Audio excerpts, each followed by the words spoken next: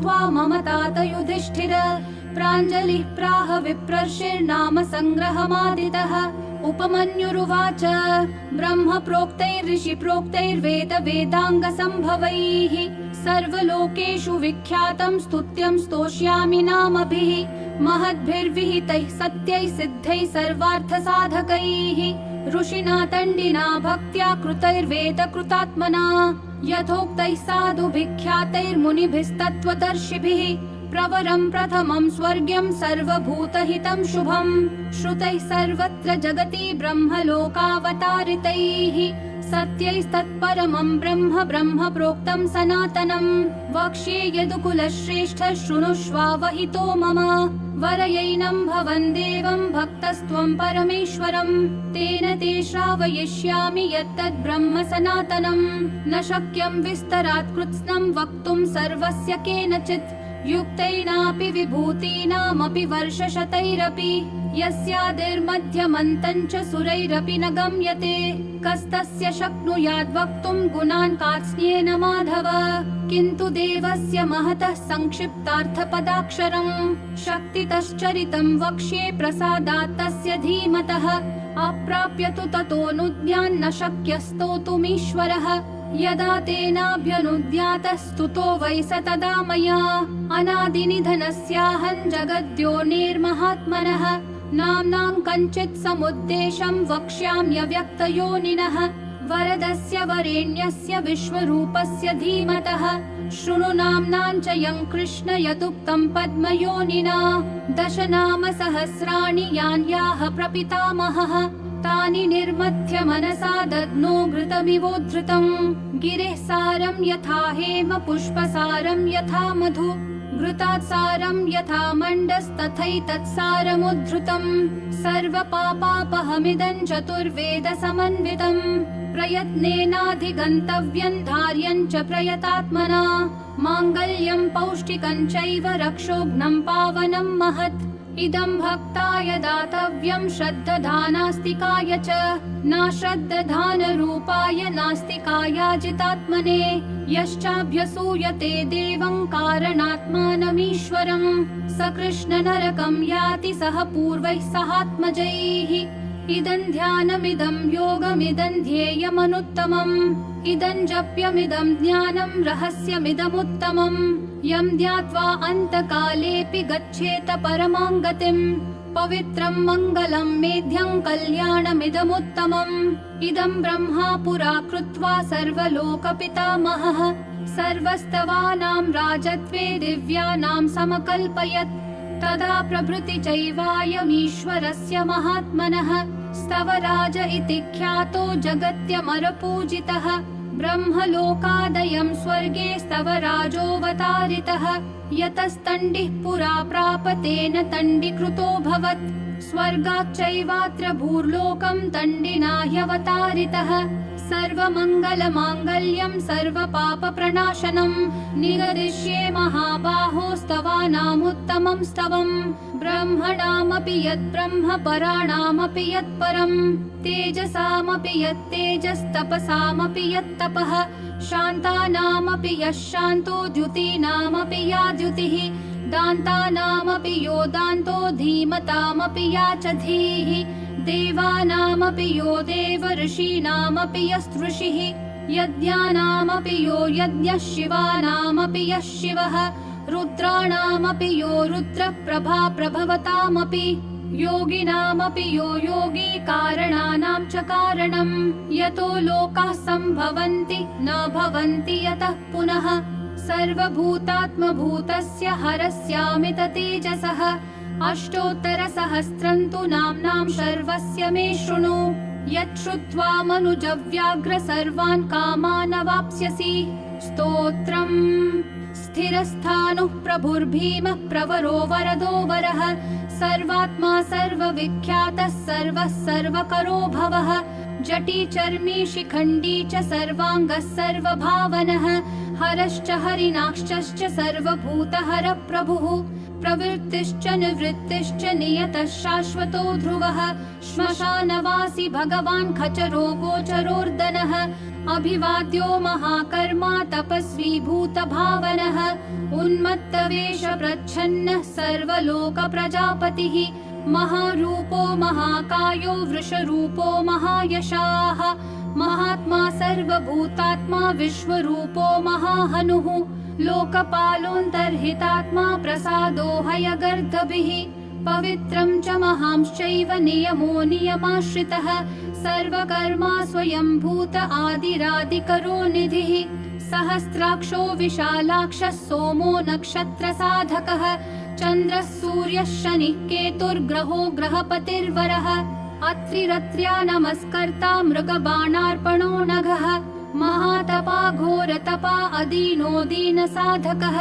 संवत्सरकरो मन्त्रः प्रमाणं परमन्तपः योगी योज्यो महाबीजो महारेता महाबलः सुवर्णरेताः सर्वज्ञः सुबीजो बीजवाहनः दशबाहुस्त्वनिमिषो नीलकण्ठ उमापतिः विश्वरूपः स्वयं श्रेष्ठो बलवीरो बलो गणः गणकर्ता गणपतिर्दिग्वासाः कामयेव च मन्त्रवित् परमो मन्त्रः सर्वभावकरो हरः कमण्डलुधरो धन्वी बाणहस्तः कपालवान् अशनीशतग्नी खड्गी पट्टिशी चायुधी महान् स्रुवहस्तः सुरूपश्च तेजस्तेजस्करो निधिः उष्णीषी च सुवक्त्रश्च उदग्रो विनतस्तथा दीर्घश्च हरिकेशश्च सुतीर्थः कृष्ण एव च शृगालरूपः सिद्धार्थो मुण्डः सर्वशुभङ्करः अजश्च बहुरूपश्च गन्धधारी कपर्द्यपि ऊर्ध्वरेता ऊर्ध्वलिङ्ग ऊर्ध्वशायी नभस्थलः त्रिजटी चीरवासाश्च रुद्रः सेनापतिर्विभुः अहश्चरो नक्तञ्चरस्तिग्ममन्युः सुवर्चसः गजः दैत्यः कालो लोकधाता गुणाकरः सिंह शार्दूलरूपश्च आर्द्रचर्माम्बरावृतः कालयोगी महानादः सर्वकामश्चतुष्पथः निशाचरः प्रेतचारी भूतचारी महेश्वरः बहुभूतो बहुधरः स्वर्भानुरमितो गतिः नृत्यप्रियो नृत्यनर्तो नर्तकः सर्वलालसः घोरो महातपः पाशो नित्यो गिरिरुहो नभः सहस्रहस्तो विजयो व्यवसायो यतन्द्रितः अधर्षणो दर्शनात्मा यज्ञः कामनाशकः दक्षयागापहारी च सुसहो मध्यमस्तथा तेजोपहारी बलः मुदितोऽर्थोजितो वरः गम्भीरघोषो गम्भीरो गम्भीरबलवाहनः न्यग्रोधरूपो न्यग्रोधो वृक्षकर्णस्थितिर्विभुः सुतीक्ष्णदशनश्चैव महाकायो महाननः विश्वक्सेनो हरिर्यज्ञः संयुगापीडवाहनः तीक्ष्णतापश्च हर्यश्वः सहायः कर्मकालवित् विष्णुप्रसादितो यज्ञः समुद्रो वडवामुखः हुताशन सहायश्च प्रशान्तात्मा हुताशनः उग्रतेजा महातेजा जन्यो विजयकालवित् ज्योतिषामयनं सिद्धिः सर्वविग्रह एव च शिखी मुण्डी जटी ज्वाली मूर्तिजो मूर्धगो बली वेणवी पणवी ताली खली कालकटङ्कटः नक्षत्रविग्रहमतिर्गुणबुद्धिर्लयोगमः प्रजापतिर्विश्वबाहुर्विभागः सर्वगोमुखः विमोचनः सुसरणो हिरण्यकवचोद्भवः मेढ्रजो बलचारी च महीचारी श्रुतस्तथा सर्वतूर्यनिनादी च सर्वातोद्यपरिग्रहः व्यालरूपो गुहावासी गुहो माली तरङ्गवित् त्रिदशस्त्रिकालदृक्कर्म सर्वबन्धविमोचनः बन्धनस्त्वसुरेन्द्राणां युधि शत्रुविनाशनः साङ्ख्यप्रसादो दुर्वासः सर्वसाधुनिषेवितः प्रस्कन्दनो विभागज्ञो तुल्यो यज्ञविभागवित् सर्ववासः सर्वचारी दुर्वासा वासवोमरः हैमो हेमकरो यज्ञः सर्वधारी धरोत्तमः लोहिताक्षो महाक्षश्च विजयाक्षो विशारदः संग्रहो निग्रहः कर्ता सर्पचीरनिवासनः मुख्यो मुख्यश्च देहश्च काहलिः सर्वकामदः सर्वकालप्रसादश्च सुबलो बलरूपदृक् सर्वकामवरश्चैव सर्वदः सर्वतोमुखः आकाशनिर्विरूपश्च निपाति ह्यवशः खगः रौद्ररूपोऽंशुरादित्यो बहुरश्मिः सुवर्चसी वसुवेगो महावेगो मनोवेगो निशाचरः सर्ववासी श्रियावासी उपदेशकरोकरः मुनिरात्मनिरालोकः संभग्नश्च सहस्रदः पक्षी च पक्षरूपश्च अतिदीप्तो विशाम्पतिः उन्मादो मदनः कामो यश्वत्थोऽर्थकरो यशः वामदेवश्च वामश्च प्राग्दक्षिणश्च वामनः सिद्धयोगी महर्षिश्च सिद्धार्थः सिद्धसाधकः भिक्षुश्च भिक्षुरूपश्च विपणो मृदुरव्ययः महासेनो विशाखश्च षष्टिभागो गवाम्पतिः वज्रहस्तश्च विष्कम्भी चमूस्तम्भन एव च वृत्तावृत्तकरस्तालो मधुर्मधुकलोचनः वाचस्पत्यो वाजसनो नित्यमाश्रमपूजितः ब्रह्मचारी लोकचारी सर्वचारी विचारवित् ईशान ईश्वरः कालो निशाचारी पिनाकवान् निमित्तस्थो निमित्तञ्च नन्दिर्नन्दिकरो हरिः नन्दीश्वरश्च नन्दी च नन्दनो नन्दिवर्धनः भगहारी निहन्ता च कालो ब्रह्मा पितामहः चतुर्मुखो महालिङ्गश्चारुलिङ्गस्तथैव च लिङ्गाध्यक्षः सुराध्यक्षो योगाध्यक्षो युगावहः बीजाध्यक्षो बीजकर्ता अध्यात्मानुगतो बलः इतिहासः सकल्पश्च गौतमोऽथ निशाकरः दम्भो यदम्भो वैदम्भो वश्यो वशकरः कलिः लोककर्ता पशुपतिर्महाकर्ता ह्यनौषधः अक्षरं परमं ब्रह्म बलवच्छक्र एव च नीतिर्ह्यनीतिः शुद्धात्मा शुद्धो मान्यो गतागतः बहुप्रसादः सुस्वप्नो दर्पणोऽथ त्वमित्रजित् वेदकारो मन्त्रकारो विद्वान् समरमर्दनः महामेघनिवासी च महाघोरो वशीकरः अग्निज्वालो महाज्वालो अतिधूम्रो हुतो हविः वृषणः शङ्करो नित्यं वर्चस्वी धूमकेतनः नीलस्तथाङ्गलुब्धश्च शोभनो निरवग्रहः स्वस्तिदः स्वस्तिभावश्च भागी भागकरो लघुः उत्सङ्गश्च महाङ्गश्च महागर्भपरायणः कृष्णवर्णः सुवर्णश्च इन्द्रियं सर्वदेहिनां महापादो महाहस्तो महाकायो महायशाः महामूर्धा महामात्रो महानेत्रो निशालयः महान्तको महाकर्णो महोष्टश्च महाहनुः महानासो महाकम्बुर्महाग्रीवश्मशानभाक् महावक्षा महोरस्को यन्तरात्मा मृगालयः लम्बनो लम्बितोष्ठश्च महामायः पयोनिधिः महादन्तो महादंष्ट्रो महाजिह्वो महामुखः महानखो महारोमा महाकोशो महाजटः प्रसन्नश्च प्रसादश्च प्रत्ययो गिरिसाधनः स्नेहनो स्नेहनश्चैव अजितश्च महामुनिः वृक्षाकारो वृक्षकेतुरनलो वायुवाहनः गण्डली मेरुधामा च देवाधिपतिरेव च अथर्वशीर्षः सामास्य ऋक्सहस्रामिते क्षणः यजुपादभुजो गुह्यः प्रकाशो जङ्गमस्तथा अमोघार्थः प्रसादश्च अभिगम्यः सुदर्शनः उपकारः प्रियः सर्वः कनकः काञ्चनच्छविः नाभिर्नन्दिकरो भावः पुष्करस्थपतिः स्थिरः द्वादशस्त्रासनश्चाद्यो यज्ञो यज्ञसमाहितः नक्तङ्कलिश्च कालश्च मकरः कालपूजितः सगणो गणकारश्च भूतवाहनसारथिः भस्मशयो भस्मगोप्ता भस्मभूतस्तरुर्गणः लोकपालस्तथा लोको महात्मा सर्वपूजितः शुक्लस्त्रिशुक्लः सम्पन्नः शुचिर्भूतनिषेवितः आश्रमस्थक्रियावस्थो विश्वकर्ममतिर्वरः विशालशाखस्ताम्रोष्ठोऽयम्बुजालः सुनिश्चलः कपिलः कपिशः शुक्ल आयुश्चैव परोपरः गन्धर्वो यदितिस्तार्क्ष्यः सुविज्ञेय सुशारदः परश्वधायुधो देवो अनुकारी सुबान्धवः तुम्बवीणो महाक्रोध ऊर्ध्वरेता जलेशयः उग्रो वंशकरो वंशो वंशनादो ह्यनिन्दितः सर्वाङ्गरूपो मायावी सुहृदो ह्यनिलो नलः बन्धनो बन्धकर्ता च सुबन्धन विमोचनः स यज्ञारिः स कामारिर्महादंश्रो महायुधः बहुधा निन्दितः शर्वः शङ्करः शङ्करो धनः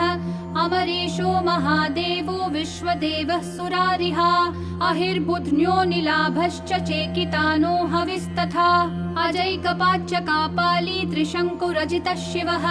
धन्वन्तरिर्धूमकेतुः स्कन्दो वैश्रवणस्तथा धाता शक्रश्च विष्णुश्च मित्रस्त्वष्टा ध्रुवोधरः प्रभावः सर्वगो वायुर्अर्यमा सविता रविः उषङ्गुश्च विधाता च मान्धाता भूतभावनः विभुर्वर्णविभावी च सर्वकामगुणावहः पद्मनाभो महागर्भश्चन्द्रवक्त्रो नीलो नलः बलवंश्चोपशान्तश्च पुराणपुण्यचञ्चुरी कुरुकर्ता कुरुवासी कुरुभूतो गुणौषधः सर्वाशयो दर्भचारी सर्वेषां प्राणिनां पतिः देवदेवः सुखासक्तः सदसत्सर्वरत्नवित् कैलासगिरिवासी च हिमवद्गिरिसंशयः कूलहारी कूलकर्ता बहुविद्यो बहुप्रदः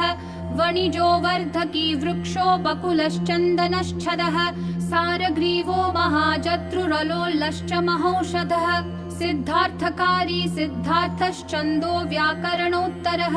सिंहनादः सिंहदंष्ट्रः सिंहगः सिंहवाहनः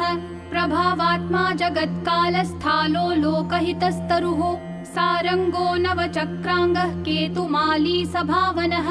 भूतालयो भूतपतिरहोरात्रमनिन्दितः वाहिता सर्वभूतानां निलयश्च विभुर्भवः अमोघः संयतो यश्वो भोजनः प्राणधारणः धृतिमान् मतिमान् दक्षः सत्कृतश्च युगाधिपः गोपालिर्गोपतिर्ग्रामो गोचर्मवसनो हरिः हिरण्यबाहुश्च तथा गुहापालः प्रवेशिनां प्रकृष्टारिर्महाहर्षो जितकामो जितेन्द्रियः गान्धारश्च सुवासश्च तपःसक्तो रतिर्नरः महागीतो महानृत्यो ह्यपसरो गणसेवितः महाकेतुर्महाधातुर्नैकसानुचरश्चलः आवेदनीय आदेशः सर्वगन्धसुखावहः तोरणस्तारणो वातः परिधिक्पतिखेचरः संयोगो वर्धनो वृद्धो अतिवृद्धो गुणाधिकः नित्य आत्मसहायश्च देवासुरपतिः पतिः युक्तश्च युक्तबाहुश्च देवो दिवि सुपर्वणः आषाढश्च सुषाढश्च ध्रुवोऽथ हरिणो हरः वपुरा वर्तमानेभ्यो वसुश्रेष्ठो महापथः शिरोहारी विमर्शश्च सर्वलक्षणलक्षितः अक्षश्च रथयोगी च सर्वयोगी महाबलः समाम्नायो समान्नायस्तीर्थदेवो महारथः निर्जीवो जीवनो मन्त्रः शुभाक्षो बहुकर्कशः रत्नप्रभूतो रत्नाङ्गो महार्णवनिपानवित् मूलं विशालो ह्यमृतो व्यक्ताव्यक्तस्तपोनिधिः आरोहणोऽधिरोहश्च शीलधारी महायशाः सेनाकल्पो महाकल्पो योगो युगकरो हरिः युगरूपो महारूपो महानागहनो वदः न्यायनिर्वपणः पादः पण्डितो ह्यचलोपमः बहुमालो महामालः शशिहरसुलोचनः विस्तारो लवणः कूपस्त्रियुगः सफलोदयः त्रिलोचनो विषण्णाङ्गो मणिविद्धो जटाधरः विन्दुर्विसर्गः सुमुखः शरः सर्वायुधः सहः निवेदनः सुखाजातः सुगन्धारो महाधनुः गन्धपाली च भगवानुत्थानः सर्वकर्मणां मन्थानो बहुलो वायुः सकलः सर्वलोचनः तलस्तालः करस्थाली ऊर्ध्वसंहननो महान् छत्रन् सुछत्रो विख्यातो लोकः सर्वाशयः क्रमः मुण्डो विरूपो विकृतो दण्डी कुण्डी विकुर्वणः हर्यक्षः कुकुभो वज्री शतजिह्वः सहस्रपात् सहस्रमूर्धा देवेन्द्रः सर्वदेवमयो गुरुः सहस्रबाहुः सर्वाङ्गः शरण्यः सर्वलोककृत् पवित्रं त्रिककुण्मन्त्रः कनिष्ठः कृष्णपिङ्गलः ब्रह्मदण्ड विनिर्माता शतग्निपाशशक्तिमान् पद्मगर्भो महागर्भो ब्रह्मगर्भो जलोद्भवः गभस्तिर्ब्रह्मकृत् ब्रह्मी ब्रह्मविद् ब्राह्मणो गतिः अनन्तरूपो नैकात्मा तिग्मतेजः स्वयंभुवः ऊर्ध्वगात्मा पशुपतिर्वातरंहा मनोजवः चन्दनी पद्मनालाग्रसुरभ्युत्तरणो नरः कर्णिकार महासग्वी नीलमौलिः पिनाकधृत् उमापतिरुमाकान्तो जाह्नवी हृदुमाधवः वरो वराहो वरदो वरेण्यः सुमहास्वनः महाप्रसादो दमनः शत्रुहा श्वेतपिङ्गलः पीतात्मा परमात्मा च प्रयतात्मा प्रधानधृत् सर्वपार्श्वमुखस्यक्षो धर्मसाधारणो वरः चराचरात्मा सूक्ष्मात्मा अमृतो गोवृषेश्वरः साध्यर्षिर्वसुरादित्यो विवस्वान् सवितामृतः व्यासः सर्गः सुसंक्षेपो विस्तरः पर्ययो नरः ऋतुः संवत्सरो मासः पक्षः संख्या समापनः कलाः काष्ठालवा मात्रा मुहूर्ताः क्षपाः क्षणाः विश्वक्षेत्रं प्रजाबीजं लिङ्गमाद्यस्तु निर्गमः सदसद्व्यक्तमव्यक्तं पिता माता पितामहः स्वर्गद्वारं प्रजाद्वारं मोक्षद्वारं त्रिविष्टपं निर्वाणं लादनश्चैव ब्रह्मलोकः परागतिः देवासुरविनिर्माता देवासुरपरायणः देवासुरगुरुर्देवो देवासुरनमस्कृतः देवासुरमहामात्रो देवासुरगणाश्रयः देवासुरगणाध्यक्षो देवासुरगणाग्रणीः देवातिदेवो देवर्षिर्देवासुरवरप्रदः देवासुरेश्वरो विश्वो देवासुरमहेश्वरः सर्वदेवमयोचिन्त्यो देवतात्मात्मसम्भवः उद्भित्त्रिविक्रमो वैद्यो विरजो नीरजोऽमरः ईड्यो हस्तीश्वरो व्याघ्रो देवसिंहो नरर्षभः विबुधोऽग्रवरः सूक्ष्मः सर्वदेवस्तपोमयः सुयुक्तः शोभनो वज्री प्रासानां प्रभवो व्ययः गुहः कान्तो निजः सर्गः पवित्रं सर्वपावनः शृङ्गी शृङ्गप्रियो बभ्रूराजराजो निरामयः अभिरामः सुरगणो विरामः सर्वसाधनः ललाटाक्षो विश्वदेवो हरिणो ब्रह्मवर्चसः स्थावराणां पतिश्चैव नियमेन्द्रियवर्धनः सिद्धार्थः सिद्धभूतार्थो चिन्त्यः सत्यव्रतः शुचिः व्रताधिपः परब्रह्म भक्तानां परमागतिः विमुक्तो मुक्ततेजाश्च श्रीमान् श्रीवर्धनो जगत् यथा प्रधानं भगवानिति भक्त्या स्तुतो मया यन्न ब्रह्मादयो देवा विदुस्तत्त्वेन नर्षयः स्तोतव्यमर्च्यं वन्द्यं च कस्तोष्यति जगत्पतिं भक्त्या त्वेवं पुरस्कृत्य मया यज्ञपतिर्विभुः ततोऽभ्यनुद्यां सम्प्राप्य स्तुतो मतिमतां वरः शिवमेभिस्तुवन् देवन्नामभिः पुष्टिवर्धनैः नित्ययुक्तः शुचिर्भक्तः प्राप्नोत्यात्मानमात्मना एतद्धि परमं ब्रह्म परं ब्रह्माधिगच्छति ऋषयश्चैव देवाश्च स्तुवन्त्येतेन तत्परं स्तूयमानो महादेवस्तुष्यते नियतात्मभिः भक्तानुकम्पी भगवान् आत्मसंस्थाकरो विभुः तथैव च मनुष्येषु ये मनुष्यः प्रधानतः आस्तिकाः श्रद्दधानाश्च बहुभिर्जन्मभिस्तवैः भक्त्या ह्यनन्यमीशानं परं देवं सनातनं कर्मणा मनसा वाचा भावेनामिततेजसः शयानाजाग्रमाणाश्च व्रजन्नुपविशंस्तथा उन्मिषन्निमिषंश्चैव चिन्तयन्तः पुनः पुनः शृण्वन्तः श्रावयन्तश्च कथयन्तश्च ते भवम् स्तुवन्तस्तूयमानाश्च तुष्यन्ति च रमन्ति च जन्मकोटिसहस्रेषु नाना संसारयोनिषु जन्तोर्विगतपापस्य भवे भक्तिः प्रजायते